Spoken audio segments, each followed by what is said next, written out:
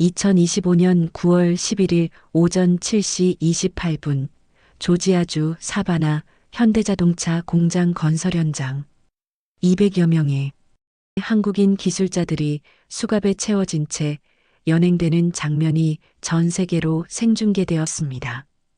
바로 그 순간 3분짜리 현대차 투자 홍보 영상이 동시에 방송되었어요.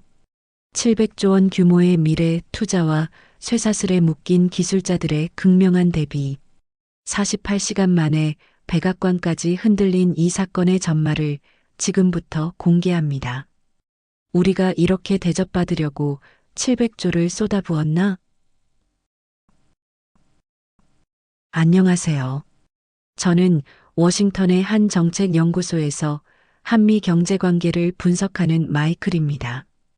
2025년 9월 11일 오전 7시 28분 조지아주 사바나 현대자동차 공장에서 28명의 한국인 기술자들이 일제히 연행되는 장면을 보는 순간 저는 컵에 든 커피를 바닥에 쏟고 말았어요. 쇠사슬에 묶인 채 호송되는 모습과 700조 원 투자 홍보 영상이 동시에 화면에 떠오르는 극명한 대비. 이는 단순한 이민법 위반이 아니었어요. 제 스마트폰이 연신 진동했습니다. 도대체 왜 지금인가? 모두가 같은 질문을 던지고 있었어요. 연구소에 도착하자마자 긴급회의를 소집했습니다. 대형 스크린에는 실시간 상황들이 펼쳐졌어요. 현대차 주가는 개장과 동시에 5% 급락했습니다. 현재까지 한국인 28명이 연행된 것으로 파악됩니다. 제가 동료들에게 브리핑하는 목소리는 떨렸어요.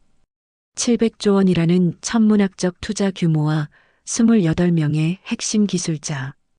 이 두 숫자 사이에는 한미 경제 동맹이 걸려 있었습니다. 그리고 그 동맹이 지금 심각한 시험대에 올라 있었어요. 마이너스. 오전 9시 34분 조지아 프로젝트 기술자 문의원 수연에게서 전화가 왔습니다. 목소리가 떨리고 있었어요. 마이클, 상황이 정말 심각해요. 연행된 사람들 중에는 핵심 엔지니어들이 포함되어 있어요. 배터리 시스템 설계 전문가 8명, 차체 구조 엔지니어 6명, 자동화 라인 담당자 14명이요. 특히 배터리 팀장인 김태호 부장님까지 연행되셨어요. 비자 문제라고 하는데 정확히 어떤 위반 사항인가요? 그게 이상해요. 대부분이 B-1 비자로 입국했는데 국토안보부에서는 실질적으로 노동을 제공하고 있으니 H-1B 비자가 필요하다고 주장하고 있어요. 18개월 동안 같은 방식으로 아무런 문제가 없었는데 갑자기 규칙이 바뀐 것 같아요. 동료 연구원 데이비드가 경제적 파급 효과를 분석해줬어요. 현대차 조지아 공장은 직접 고용 5,500명, 간접 고용까지 포함하면 27,000개의 일자리와 연결되어 있어요. 삼성, SK 하이닉스까지 포함하면 총 1,200억 달러 규모의 한국 기업 투자가 모두 영향을 받을 수 있어요. 한국주미대사관 경제담당공사는 국토안보부는 완전히 다른 부처의 논리로 움직이고 있다며 법 집행은 예외가 없다는 원칙적인 입장만 반복했습니다라고 전했어요. 마이너스. 오후 2시 30분 전 국무부 차관보 제임스 해리슨에게 전화를 걸었습니다. 마이클, 이건 단순한 이민법 집행이 아니야. 중국이야. 제임스의 목소리에는 확신이 담겨 있었어요. 최근 한국이 첨단 기술 분야에서 중국과 어떤 협력을 했는지 살펴봐. 이제는 동맹국이라도 예외가 없다는 메시지일 수 있어. 국토안보부에서 일하는 대학 동창 리처드는 위에서 함구령이 내려왔다며 법은 법이야. 그 이상도 이하도 아니야라고만 했어요. 워싱턴 포스트에서 추가 보도가 나왔습니다. 한국 기술자들 소지 자료에서 중국 관련 정보 발견이라는 제목이었어요. 연행된 기술자들이 가진 노트북에서 중국 CATL과의 배터리 기술 공유 관련 자료가 발견되었다는 내용이었습니다. 데이비드가 설명했어요. 최근 미국이 중국산 배터리에 대한 규제를 강화하고 있거든요. 만약 현대차가 중국 기술을 활용해서 미국에서 배터리를 생산한다면 IRA법 위반으로 해석될 수 있어요. 그제서야 저는 이 사건의 진짜 배경을 이해했습니다. 이는 미중 기술 패권 경쟁의 연장선에서 벌어진 일이었고 한국이 그 사이에서 타격을 받고 있는 거였어요. 마이너스. 다음 날 수용시설에 있는 한국 기술자들과 접촉한 변호사로부터 충격적인 증언을 들었습니다. 28명 중 대부분이 개별 독방에 수용되어 있고 서로 간의 접촉도 금지되어 있어요. 변호사 접견은 하루 30분으로 제한되고 감시관이 동석해서 대화를 녹음하고 있어요. 현장 미국인 엔지니어 톰 윌슨의 증언이 더욱 충격적이었어요. 한국 기술자들 없이는 정말 아무것도 할 수 없어요. 특히 김태호 부장님은 배터리 시스템 설계의 모든 것을 알고 계시거든요. 이분들 없이는 공장 가동 자체가 어려울 수 있습니다. 연행된 기술자 박성민 과장의 아내는 울먹이며 말했어요. 18개월 동안 아무 문제 없이 일해왔는데 갑자기 범죄자 취급을 받고 있어요. 아이들이 아빠를 찾으면서 울고 있어요. 현대차 본사에서 현재 상황이 지속될 경우 프로젝트 전면 재검토 불가피라는 성명을 발표했습니다. 삼성전자, SK하이닉스, LG에너지솔루션도 미국 내 투자 환경 재평가가 필요하다고 밝혔어요. 마이너스. 사건 발생 3일째 파급 효과가 본격화되었습니다. 뉴욕 증권거래소에서 현대차는 12% 하락, 삼성전자는 8% 급락했어요. 더 충격적인 것은 GM 5%, 포드 4% 등 미국 자동차 업계도 동반 하락했다는 점이었습니다.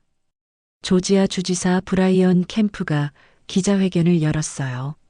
한국 투자가 중단되면 일자리 10만 개가 날아갑니다. 연방정부는 이 책임을 질 준비가 되어 있는 건가요? 삼성전자가 텍사스 반도체 공장 건설 일시 중단 170억 달러, SK하이닉스가 뉴욕 배터리 공장 투자, 재검토 80억 달러, LG에너지솔루션이 미시간 배터리 공장 확장 보류 60억 달러를 발표했습니다.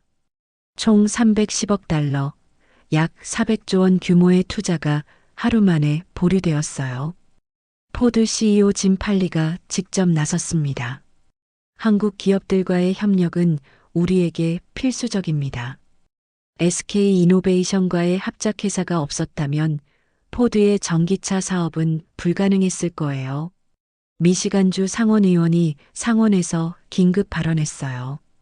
이는 우리의 경제 동맹국에 대한 신뢰를 무너뜨리는 행위입니다. 마이너스. 9월 14일 백악관에서 긴급 NSC 회의가 소집되었습니다. 상무부 차관이 국토안보부를 직접 방문해서 경제안보와 이민안보의 균형을 논의했어요. 국토안보부에서 인도적 차원에서 구금자들의 가족 면회를 허용하겠다고 발표했습니다. 조지아주 연방 하원의원 12명이 초당적으로 백악관에 서한을 보냈어요. 백악관 국가안보보좌관이 한국은 우리의 핵심 동맹국이며 경제협력 파트너라고 명시적으로 언급했습니다. 상무부에서 한미 간 비자 제도 개선을 위한 실무협의체 구성을 제안했어요. 드디어 국토안보부, 상무부, 국무부가 공동으로 3부처 합동실무진 회의를 개최하기로 합의했습니다. 구금자 전원 석방과 함께 비자 제도 개선을 약속했습니다가 핵심 의제였어요. 한국 외교부 장관이 워싱턴에 긴급 방문했습니다. 양국 간 신뢰 회복을 위해 최선을 다하겠다고 말했어요. 마이너스. 9월 15일 워싱턴 국무부에서 한미 고위급 협의가 시작되었습니다. 백악관에서 국가안보보좌관과 국가경제위원회 위원장이 직접 참여했어요. 국토안보부에서 현재 구금 중인 28명에 대한 석방 절차를 개시한다고 발표했지만 재발 방지를 위한 새로운 협력 체계 구축을 조건으로 제시했습니다. 미국 측에서 기술 주권 이원화 전략을 제안했어요. 핵심 기술은 한국이 통제권을 유지하면서 현지 고용을 통한 기술 이전은 별도로 추진하는 이원화 전략이에요. 한국 측에서 3가지 조건을 제시했습니다. 첫째, 기존 프로젝트 소급 적용 금지. 둘째, 새로운 규정의 한미 공동 작성. 셋째, 분쟁 해결 메커니즘 사전 마련. 미국 측이 조건들을 수용하며 구금자 전원이 내일 오전 중 석방될 예정이라고 발표했어요. 양국 공동 성명이 발표되었습니다. 한미 경제 협력의 새로운 틀 구축의 합의. 9월 16일 오전 10시 28명의 한국 기술자들이 마침내 석방되었습니다. 김태호 부장님이 마이크 앞에서 한 말이 모든 것을 요약했어요. 우리는 죄인이 아닙니다. 우리는 단지 우리의 일을 했을 뿐입니다. 조지아 현장을 다시 방문했을 때 수연이 말했어요. 겉으로는 모든 게 정상으로 돌아온 것 같은데 사람들이 서로를 보는 눈빛이 달라졌어요. 신뢰라는 게 한번 깨지면 다시 쌓기가 이렇게 어려운 줄 몰랐어요. 김태호 부장님과의 대화에서 그는 말했어요. 우리가 아무리 좋은 기술을 가지고 있어도 정치적 변수 앞에서는 무력할 수 있다는 것을 깨달았어요. 이제는 기술뿐만 아니라 정치적 환경까지 고려해야 해요. 표면적으로는 위기가 해결되었지만 구조적 문제는 여전했습니다. 한국 기업들은 이제 리스크 분산 전략을 본격화했어요. 삼성전자는 미국 투자는 계속하되 유럽과 동남아시아 투자도 확대하겠다고 발표했습니다. 3주 후 조지아를 다시 방문했을 때 김태호 부장님은 이렇게 말했어요. 이번 사건은 단순한 이민법 집행을 넘어서 한미 관계의 구조적 문제를 드러냈다고 생각해요. 하지만 덕분에 우리도 더 발전할 수 있는 기회를 얻었어요. 한미 경제 동맹은 이제 새로운 단계에 접어들었습니다. 더 복잡하고 신중하지만 어쩌면 더 단단한 관계가 될 수도 있어요. 중요한 것은 서로를 이해하려는 노력을 멈추지 않는 것입니다. 700조 원의 투자와 28명의 기술자가 보여준 것은 경제적 이익만이 아니라 인간적 신뢰의 소중함이었거든요.